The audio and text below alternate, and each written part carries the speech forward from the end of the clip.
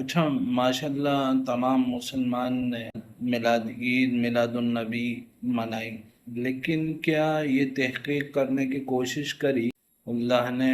روئے زمین پر ان کو اس دن اتارا تھا کہ نہیں اتارا؟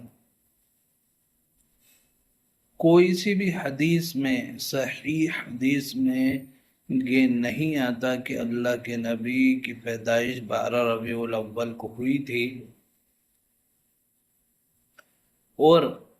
ایک حدیث جو ہے صحیح مسلم کی حدیث نمبر 1162، اس میں یہ دیا گیا ہے کہ اللہ کے نبی کی پیدائش پیر کے دن ہوئی تھی، اور اللہ کے نبی نے اس دن روزہ رکھ کر اپنا دن گزارا تھا۔ تو میری تمام لوگوں سے گزارش ہے کہ کوئی بھی چیز کو اس طرح نہ پھیلائیں کہ وہ صحیح ہو اور نہ اس پہ عمل کریں، پہلے اس پہ تحقیق کریں، پھر اس کے بعد اس پر عمل کریں۔